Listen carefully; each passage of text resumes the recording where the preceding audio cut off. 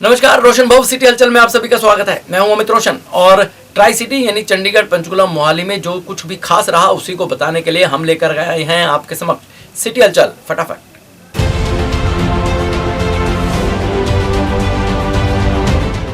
चंडीगढ़ नगर निगम चुनावों को लेकर शनिवार को नामांकन भरने की अंतिम तिथि थी। अब इसको लेकर 6 दिसंबर को स्क्रूटनी होगी।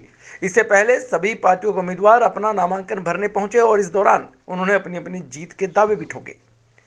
नामांकन भरने वालों में वार्ड नंबर 7 से भाजपा के मनु कुमार और वार्ड नंबर 7 से ही कांग्रेस के ओम प्रकाश सैनी, मनीमाजरा से पूर्व डिप्टी मेयर जगतार सिंह जग्गा की धर्मपत्नी, आम आदमी पार्टी और समाजवादी पार्टी के कई उम्मीदवार नामांकन करने पहुंचे हुए थे, जिन्होंने नामांकन भरने के बाद क्या क्या कहा यह भी आपको सुनाते हैं, लेकिन सबने अपनी जीत के दावे जरूर किए। जैक कहीं से नहीं जी, ये जैक नहीं होता, बस ठीक है, मेहनत की, फल की इच्छा नहीं रखी, तो शायद कहीं ना कहीं भाजपा हमारी पार्टी को लगा कि हाँ भी मैं इसका हकदार हूँ, तो अपनी मेहनत के बलबूते पे जी किया है। आप देखते हैं जी, पड़े हैं अभी तो 20 दिन, 27 तारीख को पता लगेगा कि कौन जीतता है। चलो ये है कि हम तो अपने मेहनत करने पे विश्वास रखती है भाजपा पार्टी, फल तो परमात्मा दे गई। आम आदमी पार्टी को लेकर क्या कहना चाहेंगे? आम आदमी पार्टी को लेकर ठीक है जी, सारी पार्टियां अपनी जगह ठीक हैं, पर आम आदमी पार्टी ठीक है, पर जीतेंगे तो हम ही। मैं यही कहना ਚਾਹਾਂਗੀ ਸਭ ਤੋਂ ਪਹਿਲਾਂ ਕਿ ਜਿਵੇਂ ਢਿੱਲੋਂ ਜੀ ਨੇ ਪਹਿਲਾਂ ਕੰਮ ਸ਼ੁਰੂ ਤੋਂ ਕਰ ਹੀ ਰਹੇ ਨੇ ਇੱਥੇ।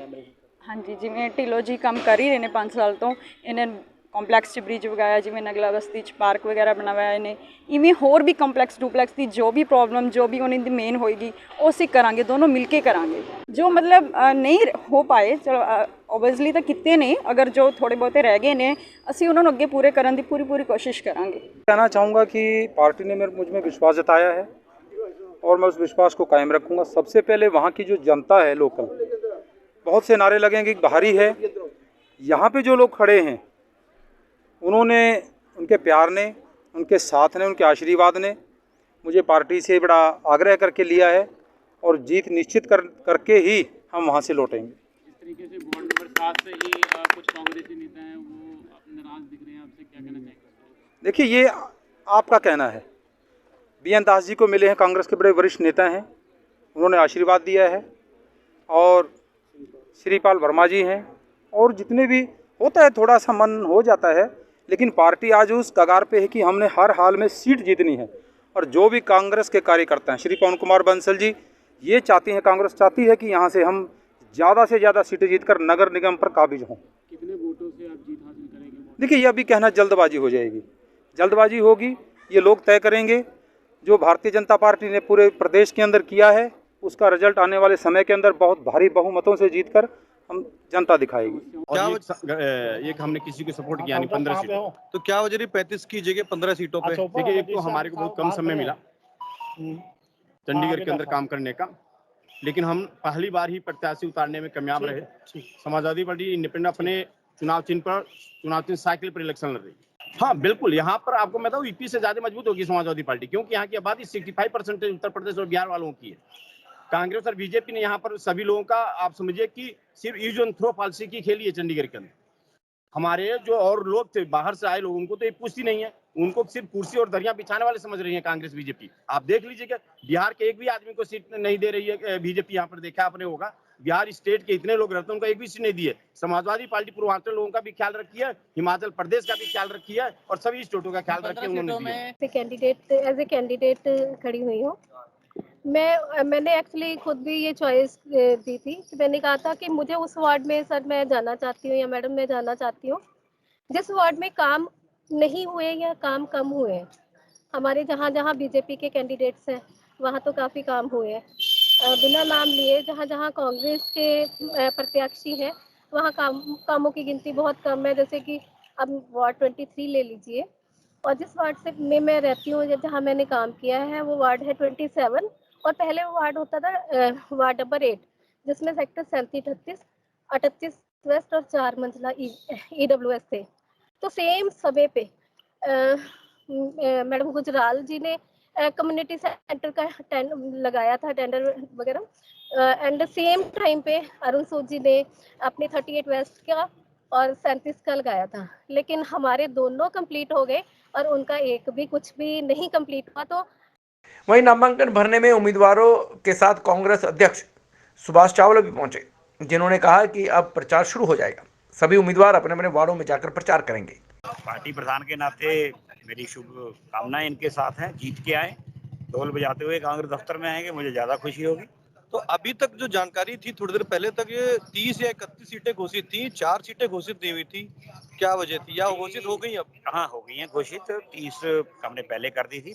5 सीटों पे थोड़ी कैंडिडेट ज्यादा थे, आपस में एक दूसरे को मनाना था, किसी को लग रहा था कि मेरा ही हक बनता है।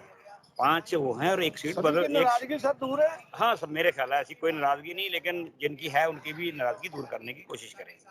कई नेता आपके जो है कई प्रत्याशी के साथ विरोध भी है और कई नेता आपके पूर्वांचल के बड़े नेता छोड़ के जा रहे हैं, वो क्या है उनको कैसे? मुझे कोई जानकारी नहीं है, इसलिए मैं कोई ज्यादा टिप्पणी नहीं करना चाहूंगा, क्योंकि आज चुनाव है, कल तक पिक्चर साफ हो जाएगी।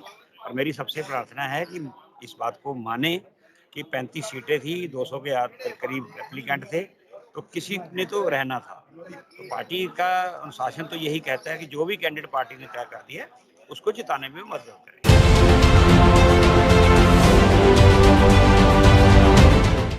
केंद्र सरकार द्वारा बेशक 3 विवादित कृषि कानून वापस लिए हैं, लेकिन इसके बावजूद एमएसपी समेत अन्य मांगे पूरी न होने के बावजूद मोहाली के गुरुद्वारा सिंह शहीदा के बाहर किसानों का धरना लगातार जारी है। पिछले 180 दिनों से चल रहे धरने पर उस समय भाईचारे की अनोखी मिसाल देखने को मिली, जब धरने पर हिंदू, सिख, मुसलमान, ईसाई समुदाय के लोग शामिल हो गए। किसानों व मजदूरों के पक्ष में आवाज बुलंद। मेघालय से आए क्रिश्चियन समुदाय के वकील भी विशेष तौर पर यहां पर पहुंचे हुए थे। इस दौरान समाज सेवक सतनाम दऊ समेत अन्य लोगों ने कहा कि बेशक आंदोलन को अलग रंग देने की कोशिश की, लेकिन इस संघर्ष के चलते सभी धर्मों के लोग एक मंच पर आकर किसानों के पक्ष में आवाज बुलंद की है, उसकी सराहना करनी बनती है।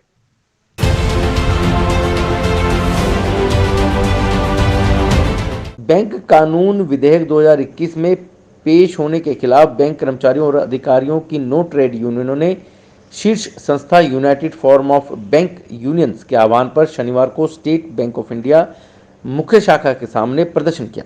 इसमें काफ़ी संख्या में पब्लिक सेक्टर में काम करने वाले बैंकों के कर्मचारी भी शामिल थे, जो बैंकों के निजीकरण के खिलाफ प्रदर्शन कर रहे थे। प्रदर्शन करने वाले बैंक कर्मचारियों का कहना है कि सरकार इसी सत्र में बैंक अमेंडमेंट बिल लेकर आना चाहती है, जिसके अंतर्गत पब्लिक सेक्टर के बैंकों का निजीकरण किया जाएगा और यह निजीकरण के खिलाफ है। अब पब्लिक सेक्टर के बैंकों का निजीकरण किया जाएगा तो इससे सबसे ज़्यादा नुकसान आम लोगों को होगा, क्योंकि 70% आम जनता के अकाउंट इन पब्लिक बैंकों में है और वह आने वाले 16 और 17 दिसंबर को 2 दिन बैंकों के निजीकरण किए जाने को लेकर प्रदर्शन करेंगे और काम नहीं करेंगे। यूएफबीयू के संयोजक संजय शर्मा ने कहा कि सार्वजनिक क्षेत्र के बैंक देश के समाज और पिछड़े क्षेत्रों के आर्थिक विकास में उत्प्रेरक रूप में कार्य करते हैं, जिनका निजीकरण करने की ओर सरकार अग्रसर है। यह हरगिज नहीं होने दिया जाएगा। वहीं पंजाब बैंक एम्प्लॉयज फेडरेशन के जनरल सेक्रेटरी एसके गौतम ने कहा कि सरकार पब्लिक सेक्टर के बैंकों का निजीकरण कर कुछ और कॉर्पोरेट घरानों को फायदा पहुंचाना चाहती है।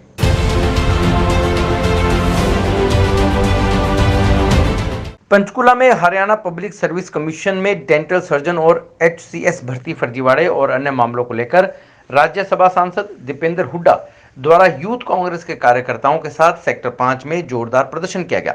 हरियाणा यूथ कांग्रेस के प्रदर्शन को देखते हुए हरियाणा पब्लिक सर्विस कमीशन और हरियाणा स्टाफ सिलेक्शन कमीशन कार्यालय के बाहर भारी पुलिस बल तैनात करना पड़ा। राज्यसभा सांसद व कांग्रेस नेता दीपेंद्र हुड्डा द्वारा सैकड़ों की संख्या में यूथ कांग्रेस कार्यकर्ताओं के साथ सेक्टर 5 परेड ग्राउंड में प्रदर्शन किया गया। दीपेंद्र हुड्डा ने कहा कि डेंटल सर्जन HCS और हरियाणा की भाजपा सरकार के समय में हुई भर्तियों के फर्जीवाड़े मामले में आरोपियों के खिलाफ कार्रवाई को लेकर सरकार को 19 दिसंबर तक का अल्टीमेटम दिया गया है और अगर सभी मामलों में 15 दिनों में कार्रवाई नहीं हुई तो 15 दिसंबर को सोनीपत में युवा आक्रोश रैली की जाएगी।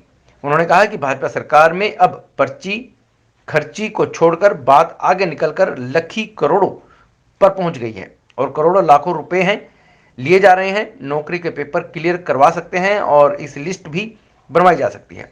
प्रदर्शन की अध्यक्षता कर रहे सांसद दीपेंद्र हुड्डा ने कहा कि HPSC में नौकरियों के नाम पर जो घोटाला हुआ है, ऐसे घोटाला देश में कहीं भी नहीं हुआ।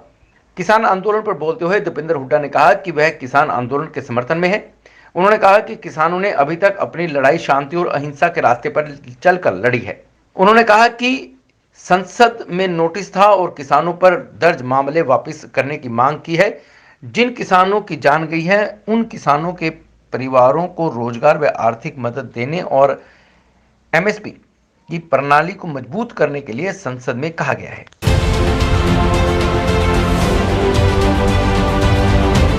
हरियाणा के मुख्यमंत्री मनोहर लाल खट्टर ने पंचकुला में होने वाले खेलो इंडिया यूथ गेम्स की तैयारियों का जायजा लिया। पंचकुला के सेक्टर 3 ताऊ देवीलाल स्टेडियम में पहुंचे करोड़ रुपए की लागत से विभिन्न खेलों के लिए तैयार किया जा रहा मैदान और ट्रैक के कार्यों का जायजा लिया। इस अवसर पर हरियाणा के खेल मंत्री संदीप सिंह और हरियाणा डायरेक्टर स्पोर्ट्स पंकज नैन भी मौजूद रहे।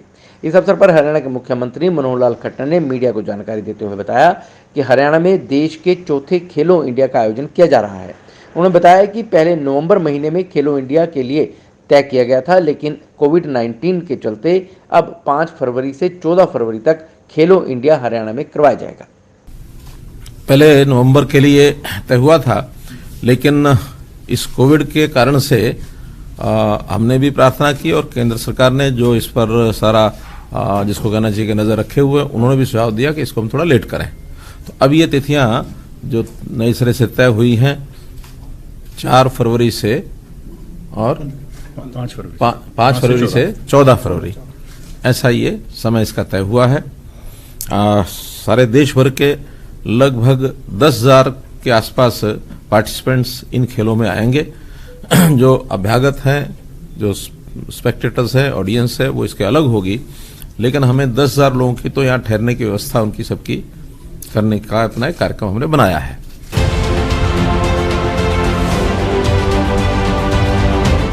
मोहाली के नया गांव थाना क्षेत्र के गत 21 नवंबर को घर के बाहर खड़ी बुलेट मोटरसाइकिल चोरी हो गई, जिसके बाद नया गांव पुलिस विजय कुमार ने इसकी शिकायत पुलिस को दी और पुलिस ने मामला दर्ज कर छानबीन शुरू कर दी।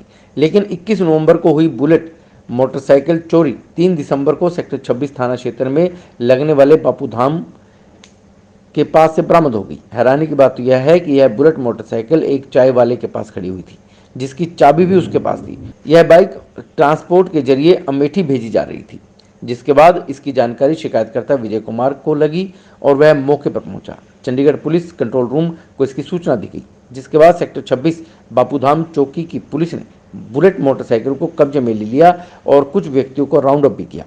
अब उनसे पूछताछ की जा रही है। आखिर क्या कुछ कह रहा है नए गांव निवासी शिकायतकर्ता विजय कुमार का और क्या मांग कर रहा है। मेरा नाम विजय है सर। मेरी बाइक है बोल्ट, जो 21 तारीख को नवंबर 2021 को मेरे घर के गेट के बाहर से चोरी हो गई थी। आज 3 दिसंबर को मेरे गली में एक लड़का है जिसने यहाँ पे 26 में बाइक को देखा। उसने मेरे को सुबह इन्फॉर्म करा 7 बजे के करीब। तो 7 बजे ही मैं सीधा अपने घर से बाइक को देखने आया। मैंने पहचान ली कि भाई ये मेरी ही बाइक है, वही नंबर था। और यहाँ पर चौकी के सामने 26 के सामने बिल्कुल चाय वाले के पास खड़ी थी मेरी बाइक। मैंने वहाँ पूछताछ करी तो मुझे पता लगा कि ये बाइक अमेठी जा रही है ट्रांसपोर्ट के थ्रू। और उसके बाद मैंने पुलिस वालों को इन्फॉर्म करा यहाँ पे चौकी में, और 100 नंबर पे मैंने फ़ोन कर दिया। बाइक मेरी बुलेट है 350 सीसी बुलेट, और बाइक का नंबर है PB 70D1314। जिस तरह से अब ये बाइक चोरी हुई है, आपने पुलिस को भी इतला दे दी है। हाँ जी, हाँ जी। तो आप क्या कह रहे हैं कि जिस तरह से वो अमेठी जा रही थी, तो ऐसा कोई नेक्सस है जो इतना बड़ा स्कैंडल कर रहा है? जो बिल्कुल मुझे लगता है इसके पीछे कोई ना कोई नेक्सस है, क्योंकि आए दिन वहाँ पे कोई ना कोई चोरी होती है। 2 महीने पहले की बात है, इस बोल्ट का मतलब तेल निकाल लिया था। और परसों की बात है, हमारे साथ वाले गेट पे ही रात की ही बात है, उसने सुबह देखी अपनी बाइक का उसका हैंडल लॉक टूटा हुआ था। वो भी मतलब चोरी होने वाली थी। मुझे लगता है इसके पीछे कोई गिरोह, कोई नेक्सस काम कर रहा है। मैं सबसे पहले तो ये चाहता हूँ कि इसका ये पता लगे कि भाई इस काम को किसने कराया, कौन कौन है इसमें, और चोर का पता लगना चाहिए। क्योंकि वहाँ पर हमारे यहाँ पर नया गांव में सारी गाड़ियाँ बाहर खड़ी रहती हैं, किसी के घर में जगह नहीं है। अब बाइक तो हमें हो सकता है मिल जाएगी थोड़े दिन बाद, लेकिन चोर का भी पता लगना चाहिए कि वो कौन है, क्या है, कैसे है, वो पकड़े जाने चाहिए। वहीं जब बापूधाम में चाय वाले के पास बुलेट मोटरसाइकिल मिली तो उसका क्या कहना है, यह भी जान लेते हैं। असर फिलहाल हाँ मेरे पास आई थी। नाम मेरे को नहीं पता है। जो देखे गया वो अंदर आया तो उसने इनके साथ कौन फोन किया था। मैं तो उधर से आ रहा था तो वो यहाँ खड़ी किया तो वो बोलने लगा किधर खड़ी करूँ। तो हमने खड़ी रहने दे यार, यहीं पे खड़ी रहने दे, जब तुमने भेजना है कहीं तो। खड़ी किया तो बोला चाबी दे देना मक्खन को। तो मक्खन अंदर तो है नहीं, चाबी तो हमने पुलिस वाले को दिया। अच्छा। भाई साहब के सामने।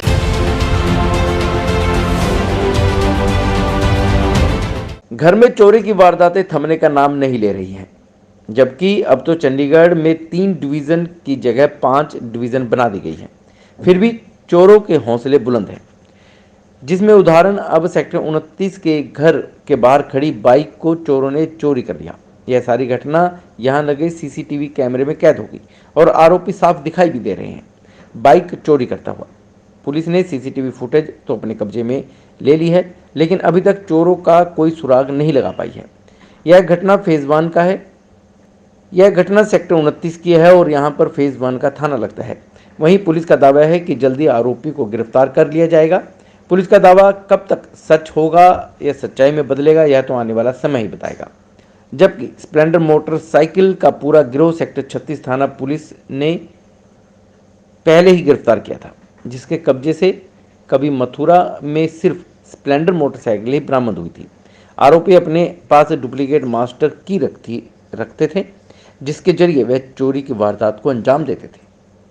तो सिटी हलचल फटाफट में फिलहाल इतना ही। यदि आप भी अपने शहर की खबरों को जानना चाहते हैं तो आपको सब्सक्राइब करना है रोशन भव, और रोशन भव में आप देख सकते हैं सिटी हलचल, city crime, city this week, कथा कहानियां, करंट इवेंट्स, लाइव टेलीकास्ट और बहुत कुछ। तो सिर्फ सब्सक्राइब कीजिए रोशन भव और बेल आइकन दबाइए, ताकि जैसे ही हम अपनी नई वीडियो अपलोड करें उसकी नोटिफिकेशन तुरंत आप तक पहुंच सके। तो सब्सक्राइब कीजिए रोशन भव और देखते रहिए सिटी हलचल। नमस्कार।